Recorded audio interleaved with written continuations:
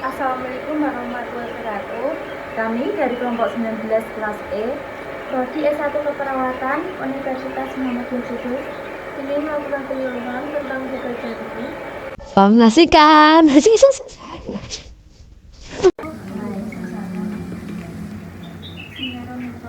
Alhamdulillahirrahmanirrahim. Wassalamualaikum warahmatullahi wabarakatuh. Sayyidina wa maulana Muhammadin wa ala alihi wa sahbihi ajma'in. Yang terhormat Bapak dan Ibu yang kami hormati, serta rekan seperjuangan yang berbahagia. Alhamdulillahirrahmanirrahim. Puji syukur kehadirat Allah SWT yang telah melimpahkan karunia-Nya sehingga kita dapat berkumpul pada acara ini tanpa ada halangan suatu apapun.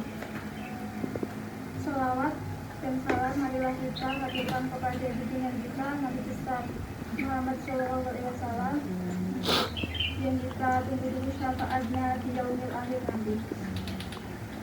Kami ucapkan terima kasih kepada Bapak atau Ibu yang telah meluangkan waktunya untuk mengikuti acara penyuluhan yang bertema penyakit gagal jantung. Sebelumnya perkenalkan, nama saya Rik Aditya sebagai moderator. Adapun teman-teman saya yang bernama Siti Nurzairo sebagai pemateri, Dia Amanda sebagai pemateri, Mona Elsa sebagai observer, dan Bagas Rudi sebagai fasilitator. Selanjutnya kami akan membacakan susunan acara yang akan kita lalui pada siang hari ini. Acara pertama pembukaan, marilah kita buka dengan bacaan basmalah.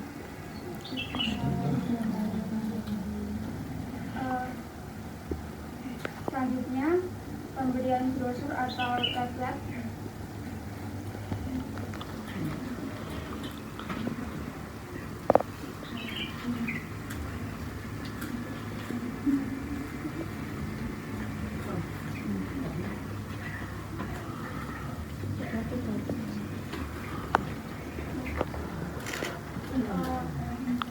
Acara selanjutnya cek tekanan darah, yang lain Mbak Dea. Yang mau kita di sini.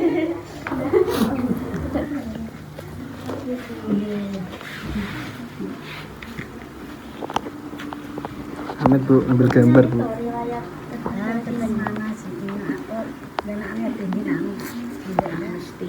Setelah diperiksa berapa Bu tekanan darahnya? Satu seker, melumpuh, habis melumpuh. Ada medun, bukan medun. Nggih. Nyata mungkin nek mangke identitas nggih pinggile saged makoro.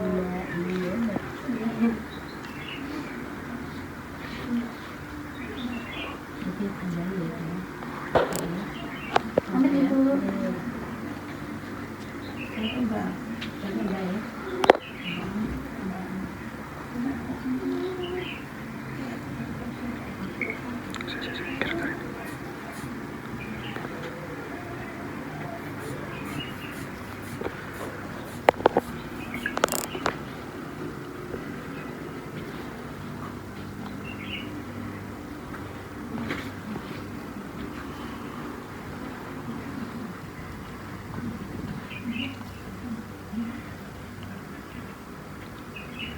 Bu, ini tensinya lumayan tinggi ya, 50 per 80. Bu, ini apa? Langsung berbicara daging atau Nanti gini, nanti kok. ini kan Bu, Saan ben reti. iya. Makasih Bu.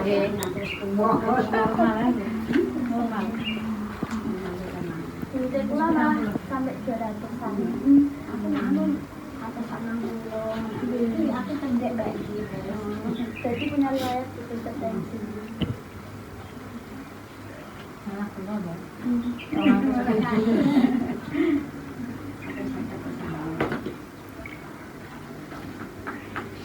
Ini Bu, kenapa jangan digantung ya?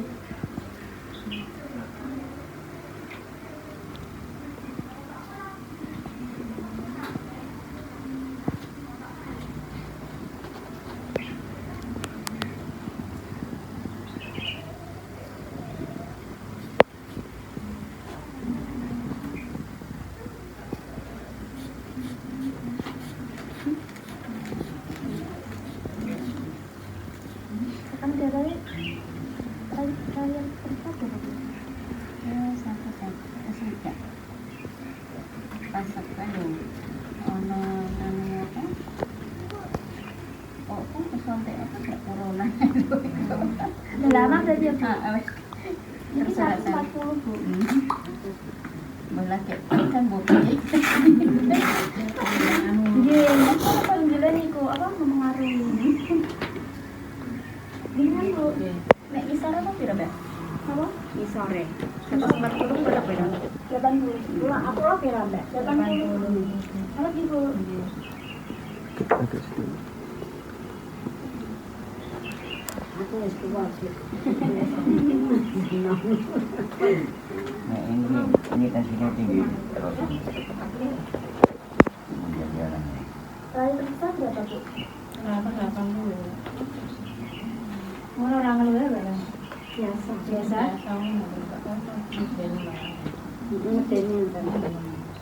Sampai 190 pernah.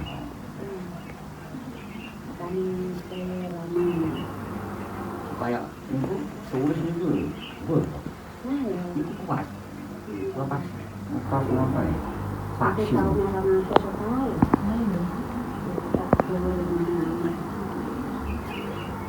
Saya tangan di bawah tidak bisa.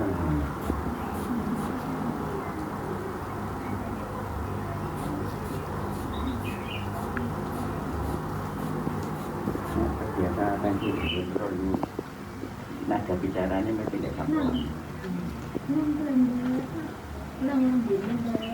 Jadi selalu tinggi sama terpancing suasana. Dia orang-orang.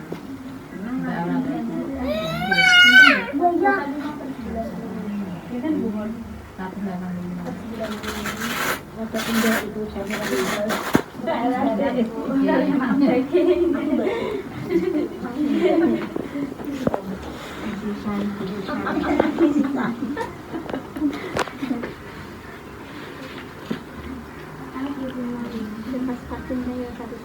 aku itu aneh sih.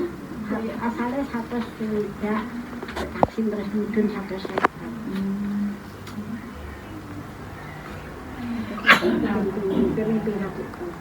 Udah tak. Sing tiga buatan. Nah aku minum masker lah, minum.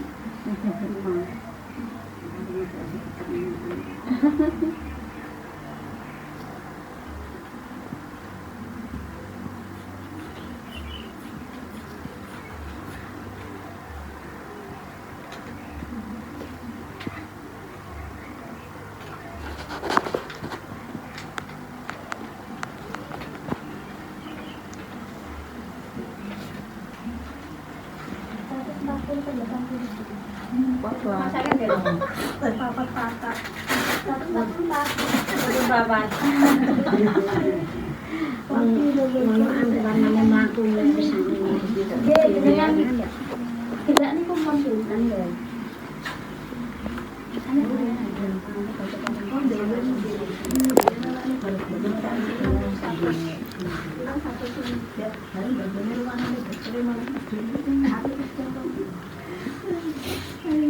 Ruangan dingin, ruangan kamu dari dulu. Ini samudun. Dia udah tahu dokternya pensiunan sing nganu niku 160. Kalau lebih menjadi ruangan dokter itu malah 160. Riwayatnya bisa pakai. Ini mas ketok sih. Mungkin ada sana perlu. Iya, Bapak. Kameranya sih, kameranya ya. Mana ini baik. Ini paling mulai ini. Itu masih ngomong kita Ya, betul baik. itu orang kalau makan deh. Betul. Itu kan sudah bisa gitu.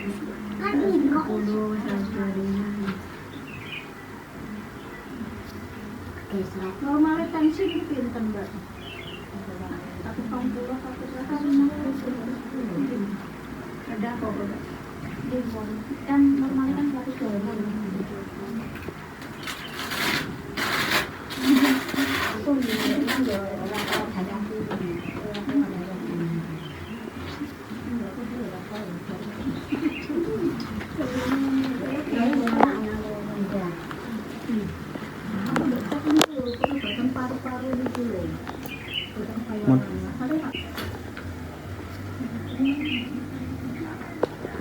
Selanjutnya nama saya Zara. Assalamualaikum warahmatullahi wabarakatuh. Waalaikumsalam warahmatullahi wabarakatuh. Perkenalkan, saya Siti Zaira Anissa akan menjelaskan tentang apa itu gagal jantung. Sebelumnya ibu-ibu apakah ada yang tahu apa itu gagal jantung? Baik, saya jelaskan apa itu gagal jantung. Gagal jantung merupakan kondisi saat otot jantung cukup melemah. Akibat dari kondisi ini, organ ini tidak mampu lagi memompa cukup darah ke seluruh tubuh pada tekanan yang seharusnya. Meski bisa terjadi pada siapa saja, penyakit ini disebut lebih sering terjadi pada orang yang berusia lanjut. Kondisi ini tidak boleh disepelekan begitu saja dan harus segera mendapatkan penanganan medis. Penanganan yang cepat akan menurunkan risiko terjadinya komplikasi berbahaya. Penanganan penyakit ini bertujuan untuk meredakan gejala dan meningkatkan kekuatan jantung. Selanjutnya ada 7 jenis gagal jantung. 1. Gagal jantung sisi kiri adalah jenis gagal jantung yang paling umum. 2. Gagal jantung diastolik juga dikenal sebagai gagal jantung dengan fraksi ejeksi yang diawetkan. 3. Gagal jantung distolik adalah suatu kondisi di mana ventrikel kiri jantung lemah. 4. Gagal jantung sisi kanan lebih terjadi daripada gagal jantung sisi kiri. 5. Gagal jantung multiventikular mempengaruhi kedua sisi jantung. Ini dapat menyebabkan gejala gagal jantung sisi kanan dan kiri. 6. Gagal jantung kongestif adalah suatu kondisi yang diakibatkan oleh gagal jantung di sisi kanan, kiri, atau kedua sisi jantung. 7. Gagal jantung kronis. Ketika gagal jantung berkembang selama beberapa bulan atau tahun, sebagian besar kasus gejala jantung bersifat kronis. Selanjutnya ada penyebab gagal jantung. Terdapat 3 jenis penyebab kelainan jantung ini, antara lain muncul karena katup jantung yang rusak akibat melemahnya rong jantung atau ventrikel kiri yang bertugas memompa darah ke seluruh tubuh, akibat satunya ventrikel sebelah kiri sehingga jantung sulit terisi darah. Kondisi ini umumnya juga dipicu oleh beberapa masalah kesehatan, misalnya penyakit jantung koroner, gangguan ritme jantung, kardiomiopati atau gangguan otot jantung, kerusakan pada otot jantung, hipertensi atau tekanan darah tinggi, hipertiroidisme atau hipertiroid yang selalu aktif, anemia atau kekurangan sel darah merah, miokarditis atau radang otot jantung, cacat jantung sejak lahir, dan diabetes. Selanjutnya ada gejala gagal jantung. Penyakit ini terbagi menjadi 2, yaitu gejala kronis yang berkembang secara bertahap dan lama, serta gejala akut yang berkembang secara cepat. Seseorang yang mengalami gejala akut wajib menerima perawatan di rumah sakit. Gejala utama kondisi ini adalah sesak napas, tubuh terasa lelah, pembengkakan pergelangan kaki. Secara umum terdapat beberapa jenis gagal jantung, antara lain 1. Gagal jantung sebelah kiri. Kondisi ini terjadi saat ventrikel sebelah kiri jantung tidak mampu memompa darah dengan baik ke seluruh tubuh, sehingga menyebabkan tubuh kekurangan darah yang mengandung oksigen. 2. Gagal jantung sebelah kanan.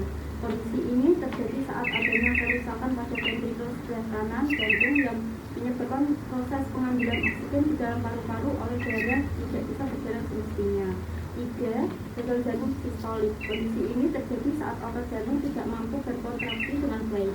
Akibatnya proses penyaluran darah yang mengandung oksigen ke seluruh tubuh terganggu. 4. Gagal jantung diastolik. Kondisi ini terjadi saat jantung sulit untuk terisi darah sehingga terjadi akibat otot jantung mengalami kerakuan. Oke, selanjutnya akan dibacakan oleh Mbak Dia Amanda. Selanjutnya adalah faktor resiko gagal jantung. Ini ya Bu faktornya. Ada merokok, terus mengkonsumsi alkohol, berat badan yang kurang ideal, malas olahraga, dan makanan yang mengandung lemak. Faktor resiko gagal jantung, penyakit ini akan semakin berisiko menyerang orang-orang yang mengabaikan pola hidup sehat. Beberapa hal yang dapat meningkatkan faktor resiko seorang alami gagal jantung yaitu 1. Kelebihan berat badan. 2. Merokok. 3. Gemar mengkonsumsi makanan dengan kandungan lemak dan kolesterol yang tinggi. 4. Malas olahraga. Dan 5. Gemar mengkonsumsi alkohol. Di sini ada diagnosis gagal jantung. Diagnosis gagal jantung terdapat beberapa langkah diagnosis yang akan dilakukan dokter. Misalnya dengan melakukan pemeriksaan untuk melihat tanda-tanda gagal jantung, pemeriksaan fisik menggunakan stetoskop juga bisa dilakukan untuk pemeriksaan detak jantung. Pemeriksaan tambahan yang bisa dilakukan antara lain foto rongsen dada. Pemeriksaan ini berfungsi untuk mendeteksi pembesaran ukuran jantung atau penumpukan cairan di dalam paru-paru yang kerap dialami mengendap gagal jantung. Yang kedua, elektrokardiografi. Pemeriksaan ini akan merekam perubahan aktivitas listrik jantung saat gagal jantung atau mendeteksi gangguan irama jantung yang bisa menjadi indikasi gagal jantung.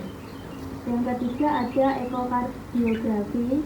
Pemeriksaan ini bertujuan untuk melihat struktur organ jantung agar lebih jelas dengan bantuan gelombang suara berfrekuensi tinggi. Yang keempat ada tes darah. Pemeriksaan ini bertujuan mendeteksi suatu jenis protein yang kadarnya akan meningkat jika gagal jantung terjadi. Pemeriksaan ini juga berguna untuk mendeteksi penyakit yang dapat menjadi penyebab gagal jantung.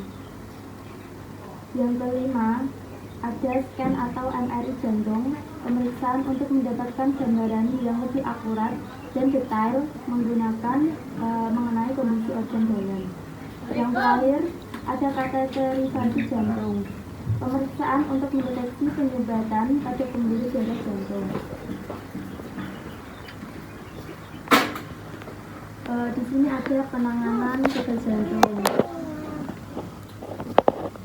Beberapa penanganan yang akan dilakukan ketika seorang mengidap penyakit gagal jantung antara lain: 1. Mengkonsumsi obat seperti obat penghambat reseptor angiotensin atau ARB, obat penghambat beta seperti diuretik, dan obat penghambat enzim perubahan angiotensin atau ACE inhibitor. Yang kedua, menjalani operasi katup jantung. Jika penyakit gagal jantung disebabkan oleh kerusakan pada katup jantung, operasi ini dapat dilakukan. Ada dua jenis operasi katup jantung, yaitu operasi untuk memperbaiki katup dan operasi untuk mengganti katup. Yang terakhir ada menjalani operasi transplantasi jantung. Operasi ini dilakukan jika penanganan gagal jantung dengan obat-obatan serta operasi lainnya tidak menemui hasil. Melalui operasi transplantasi jantung, menghindar yang sudah rusak diganti dengan jantung yang didapat dari donor. Baik Bu, ini ada pengobatan gagal jantung. Di sini ada beberapa ya. Kebanyakan pasien gagal jantung perlu meminum sejumlah obatan untuk mencegah penyakit semakin parah, mengurangi gejala, dan menangani penyebabnya. Obat itu termasuk penghambat enzim atau ACE inhibitor dan digoxin. Alat pacu jantung berguna untuk membuat jantung memompa darah lebih baik. Adapun defibrilator bisa mencegah masalah kesehatan yang terkait dengan gangguan irama detak jantung. Baik, tadi itu sudah ada gejala, terus cara pencegahannya gitu.